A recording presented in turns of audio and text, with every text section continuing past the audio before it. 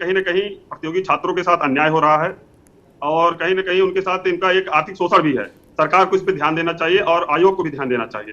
तत्काल इस पर जो है कोई न कोई एक्शन लेना चाहिए, सेंटरों की दूरी कम कर देनी चाहिए। जो सेंटर की दूरी 400, किसी का 300, किसी का 500 किलोमीटर दूरी कर दी गई है। ये समझिए कि छात्रों के साथ उनका मानसिक शोषण भी है, आर्थिक शोषण भी है और कहीं न कहीं अगर जब इतना दूर छात्र जाएगा पेपर देने, तो उसके लिए एक मानसिक तनाव की स्थिति उत्पन्न होगी। रजत यादव, मुझे समझाइए, ये जो पीईटी 2022 इम्तिहान हो रहा है, इसके 3 बिंदु मुझे बताइए। 2000 रुपए फूक के पहले तो आपको जो आपका बस का किराया या ट्रेन का किराया उसको दीजिए, फिर वहां जाके, क्योंकि ऐसा नहीं होता है कि आप सुबह पेपर आपका 9 बजे है तो आप सुबह ही 7 बजे वहां पहुंच जाओगे। अगर मेरा पेपर गाजियाबाद में होगा और मैं गाजीपुर का रहने वाला हूं तो मैं कोशिश करूंगा कि एक रात पहले पहुंच जाऊं, और एक रात पहले पहुंचूंगा तो मेरे को किसी होटल में या कहीं रुक के किसी आश्रम में रुके काम चलाना पड़ेगा, उसके लिए मेरे को अलग पैसे देना पड़ेगा। मतलब बेरोजगारों से पहले तो आप फॉर्म भरने का, पेपर भरने का आप पैसा भरवाइए, उसके बाद फिर आप उससे बेरोजगार से, जिसके पास 100 रुपए की कमाई का साधन नहीं है, जिसके घर खेती किसानी से जैसे तैसे चल पा रहा है उसके माँ बाप की कमाई से, आप उससे किराए का पैसा वसूलिए, फिर उसके बाद होटल में रुकवाने का उसका पैसा। और ये क्वालिफाइंग एग्जाम है, आप पिछले पीईटी का उठा के देख लीजिए और अब तक उठा के देख लीजिए कितनी परीक्षा आई है पिछले 1 साल में जब से पीईटी हुआ है, और कितने उस पर पेपर लीक हुए हैं। जितनी तमाम परीक्षाएं, आप चाहे शिक्षक भर्ती के ले लीजिए या जो यूपी ट्रिपल एससी अन्य भर्ती अगर आती है उसके देख लीजिए। लेखपाल की एक भर्ती, एकमात्र जो बड़ी भर्ती अभी पिछले 1 साल में लेखपाल की निकली थी। अगर हम दरोगा की बात कर ले, क्या एक जो सरकार का इसमें कारण दिया गया है कि भाई नकल नहीं होगी, क्या गारंटी है सरकार की कि इन लेखपाल की भर्ती और दरोगा भर्ती की तरह नकल नहीं होने वाली है? ठीक है, ठीक है। मनोज पंडित,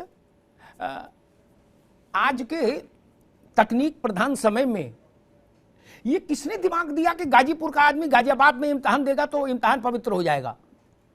ये किसने दिमाग दिया? एक, आयोग को। दूसरा, सामान्य रूप से यह परंपरा रही कि बच्चियों को जिले में ही सेंटर दिया जाए, क्योंकि उनके आने जाने में बहुत सारी समस्याएं हैं। ये इतनी बड़ी भर्ती पूरे प्रदेश को मत के रख दिया, ये क्यों? कहां से पैसा आएगा? सुरक्षा की जिम्मेदारी की एक समस्या पैदा हो जाएगी। 400-500 किलोमीटर पहले जहां इम्तिहान है वहां जाने का मतलब, एक रात, जो ठीक रजत कह रहे, एक रात पहले जाइए, होटल में, धर्मशाला में कहीं रुकिए, सेंटर देख के आइए, तब ना सुबह जाएंगे। किया गया है तो आप लोग किसी भ्रम में ना रहें। जो एग्जाम सेंटर आपको दिया गया है पूरी तरीके से अपने एग्जाम सेंटर पर टाइम से पहुंचें।